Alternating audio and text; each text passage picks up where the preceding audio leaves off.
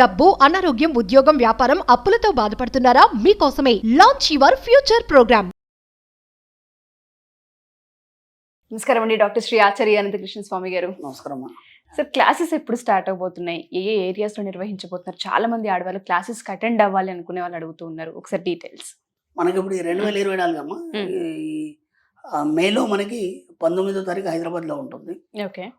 మనకి మధ్యలో ఎలక్షన్స్ ఇవన్నీ మూమెంట్స్ ఉన్నాయి కాబట్టి మనకి మళ్ళీ 2 జూన్ నుంచి 2 జూన్ 2024 విజయవాడలో ఉంటుందమ్మా. ఓకే. అలాగే 9 జూను అనంతపూర్లో ఉంటుంది, 23 జూను విశాఖపట్నంలో ఉంటుంది, అలాగే 30 జూను తిరుపతిలో ఉంటుంది, 7 జూలై మళ్ళీ మన రాజమండ్రిలో ఉంటుంది. ఈ మధ్యలో మనకి మే 28, 29, 30 గోవాలో సెషన్స్ క్లాస్ 3 రోజులు ఉంటుంది. వీలైనంత ఉండి తొందరగా ఎన్రోల్ చేసుకోండి. ఎందుకంటే మనకి గ్యాప్ ఎక్కువ వచ్చింది కాబట్టి రష్ ఎక్కువ ఉంది. వీలైనంత తొందరగా ఎన్రోల్ చేసుకుంటే మంచిది. తప్పకుండా sir. Thank you sir. Thank you so much. Thank you sir. 616వ ఎపిసోడ్లో ఏం చెప్పబోతున్నారు? ఇక్కడ విచిత్రం ఏంటంటమ్మా, మీ పిల్లలకి ఆలోచన విధానాన్ని నేర్పండి. మీరు ఎంత వీలైతే అంత ఏం చేస్తారంటే, మనం ఏం చేస్తామంటే పిల్లల్ని పక్క వాళ్ళతో పోలుస్తాం. ఓకేనా? ఎప్పుడు కూడా పక్క వాళ్ళతో పోల్చకండి. ఒక స్టూడెంట్ ఉన్నాడు, లేదంటే ఒక మీ బాబు వాళ్ళ ఫ్రెండ్ ఉన్నాడు, లేకపోతే ఒక కొలీగ్స్ ఉన్నారు, శుభ్రంగా చదువుకున్నాడు, అన్నిట్లో ఫస్ట్ వచ్చాడు, చివరికి అసలు గవర్నమెంట్ జాబర్ అవుతాడు. అంతకంటే ఏం కాదు కదా. అన్నిట్లో ఫస్ట్ ర్యాంక్ వచ్చాడు, ఒక ఐఏఎస్ అవుతాడు, లేకపోతే ఇంకా గవర్నమెంట్ జాబర్ అవుతాడు. ఓ పిల్లాడు ఉన్నాడు, అల్లరి చిల్లర తిరుగుతున్నాడు, ఎంత కూడా ఏం సెట్ కావట్లేదు, వాడు మేధావి అవుతాడు. ఎందుకంటే ఈ అబ్బాయి చిన్నప్పటి నుంచి నీట్గా శుభ్రంగా చదువుకుంటూ గవర్నమెంట్ ఆఫీసర్ అయినాడు. ఇతను కేవలం దాని మీదే దృష్టి పెట్టేసి బయట ప్రపంచాన్ని తెలుసుకోలేకపోయినాడు. అర్థమైంది. ఒకటి కానీ ఇంకో కోర్సుకి వెళ్ళిపోయి అట్లా ఎక్కడికి వెళ్ళిపోయి చదువుకొని గవర్నమెంట్, వీడు సమాజాన్ని చదివాడు. అర్థమైందా? సమాజాన్ని ఎవడు చదువుతాడో వాడు మేధావి అవుతాడు. అర్థమైందా? ప్రపంచంలో గొప్ప గొప్ప మేధావులందరూ కూడా గొప్ప చదువుకున్న వాళ్ళు ఎవరు కాదు. అర్థమైందా?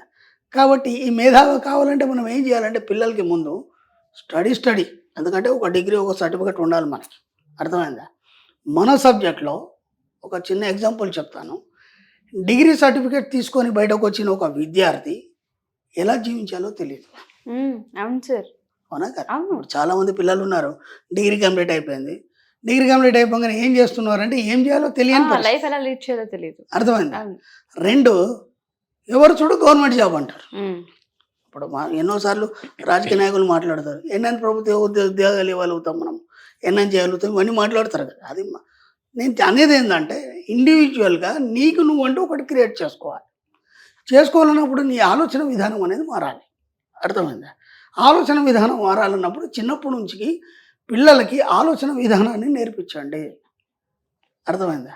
అంటే మీరు ఏం చేస్తారంటే ప్రతి దగ్గర వాళ్ళని పడతారు పిల్లల్ని, ప్రతి దగ్గర ఇది ఇలా కాదు ఇలా చేయాలి, ఇలా కాదు ఇలా. బొమ్మరిల్లు సినిమా చూశారు మీరు? బొమ్మరిల్లు సినిమా అది అసలు ఆ సినిమా చూసినప్పుడు ఎందుకు తీసిండ్రా అనిపించింది నాకు. అదే వాస్తవమే. అది ఒక రకంగా మనకేమనిపిస్తుంది అంటే బాధ్యత అనిపిస్తుంది, కానీ ఇంకో రకంగా ఏమవుతుందంటే వాళ్ళని పట్టి ఉంచుతున్నాం మనం, స్వేచ్ఛని మనం హరిస్తున్నాం మనం. కాబట్టి ఫస్ట్ నువ్వు ఏం చేస్తావంటే నీ పిల్లలకు చిన్నప్పటి నుంచి ఆలోచన విధానాన్ని నేర్పించు. ఆలోచన విధానం నేర్పించడం అంటే వాళ్ళని ఫ్రీడమ్ వదిలిపెట్టేయటమే. ఎలా ఉంటుందంటే ఒక సామెత ఉంది, ఏక నిరంజన్ అంటే ఒక్కడు ఉన్నాడు అనుకో, వాడు ఎటైనా పోతాడు, ఏమైనా చేస్తాడు, ఏదైనా ఆలోచిస్తాడు. ద్విశృతి అంటారు, అంటే ఇద్దరంటే ఒకడు ఎట్టిపోతే ఈడైపోతాడు, ఇద్దరు కలిసి ఉంటే ఈడైపోతాడు.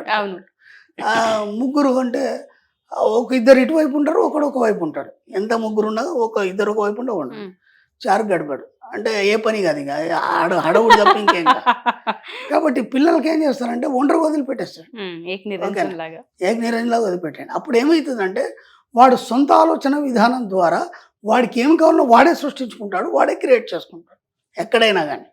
కాబట్టి వాళ్ళకి వీలైనంత మటుకి ఏ విషయమైనా సరే వాళ్ళకు ఓన్గా వదిలిపెట్టేయండి. మీరు ఏది కూడా చెప్పకండి వాళ్ళకి. ఓకేనా? ఓ సినిమా చూస్తున్నారు, సపోజ్ అందరూ కూర్చుంటే ఓ సినిమా చూస్తున్నారు, లేదంటే ఒకటి ఇంకేదో చూసినప్పుడు అక్కడ ఏదో పిల్లలు డిస్కషన్ చేసినప్పుడు మీరు ఆయే పక్కన కూర్చున్నారు, అది అలా కాదు ఇలా అని వాళ్ళకి చెప్పకండి. ఓకేనా? అదేమన్నా కావచ్చు, ఇవాళ కావుతారా వాడే తెలుసుకుంటాడు. అర్థమైంది. మనం ఏం చేస్తాం, అది అలా కాదు ఇలా, అది కాదు నాన్న నువ్వు వీడని దాన్ని డిస్కషన్ చేసి పెంచి నీకేం తెలుసు అని నీకేం తెలుసు అని అది ఎక్కడికో వెళ్ళిపోతుంది. అవును. అర్థమైందా? ప్రతిదీ కూడా తన అనుభవాన్ని బట్టి ప్రతివాడు తన జీవితంలో అన్నీ కూడా తెలుసుకోగలుగుతాడు. కాబట్టి చిన్నప్పటి నుంచి ఆలోచన విధానం అనేది వాళ్ళకి నేర్పిస్తే స్టడీ వేరు, ఆలోచన విధానం వేరు. నేను మరీ చెప్తున్నాను, శుభ్రంగా వాడు స్టడీ చేసాడంటే గవర్నమెంట్ జాబ్ అవుతాడు తప్ప ఇంకేమీ సాధించలేడు వాడు. అర్థమైందా? ఒకవేళ కనుక వాడికి ఆలోచన విధానం కనుక నేర్పితే వాడు ఏదైనా సాధిస్తాడు, ఏదైనా క్రియేట్ చేస్తాడు, ఎంత పెద్ద ప్రపంచానైనా వాడు వెళ్తాడు వాడు. అర్థమవుతుందా లేదా? అర్థమైంది. కాబట్టి ఏ విషయమైనా సరే వాళ్ళకి ఏది చెప్పకండి పిల్లలకి, ఓకేనా? వాళ్ళ స్వేచ్ఛకు వాళ్ళని వదిలిపెట్టండి, ఫస్ట్ పాయింట్. రెండో పాయింట్ ఏంటంటే, ఇప్పుడు మనం చదువుకున్న స్టడీ వేరు, వాళ్ళు చదువుకుంటున్న స్టడీ వేరు, అవునా కదా? అప్పుడు మనం నేర్చుకున్న వేరు, వేరు. ఇప్పుడు మనం నేర్చుకునేది వేరు. కానీ మనం ఏం చేస్తామంటే ఇది ఇలాగే ఉండాలి, ఇది ఇలాగే చేయాలి, నువ్వు అలా చేస్తే అది కరెక్ట్ కాదని చెప్పేసి వాడు సబ్కాన్షియస్ మైండ్ని డిస్టర్బ్ చేయకండి. నేను చెప్తున్నాను కదా, గౌరవము సమాజంలో అవన్నీ నేర్చుకుంటారు వాళ్ళు. ఎందుకంటే ఒక స్కూల్ అన్నప్పుడే క్రమశిక్షణ, ఆ క్రమశిక్షణలో గౌరవం ఇవన్నీ అక్కడ నేర్పుతారు వాళ్ళు. మీరు కొత్తగా వాళ్ళ మీద ఏది రుద్దకండి, ఎందుకంటే అక్కడ చెప్పే సిచ్యువేషన్ వేరు, మీరు చెప్పే సిచ్యువేషన్ వేరు. వాడు సబ్కాన్షియస్ మైండ్ డిస్టర్బెన్స్ అవుతుంది. అర్థమైందా? వీలైనంత మట్టికి పిల్లలతోనే ఫ్రెండ్స్గానే ఉండమని చెప్తున్నాను, నేను ఫ్రెండ్లీగానే ఉండమని చెప్తున్నాను. ఏవి కూడా మీరు రుద్దకండి. వాడికి తినాలనిపించింది తినమని చెప్పండి, ఇది తింటే ఎలర్జీ వస్తుంది, ఇది నువ్వు తినద్దు, ఈ కాలంలో ఇది నీకు పడదు, ఇట్లాంటివి ఏమీ చెప్పకండి. అర్థమైంది?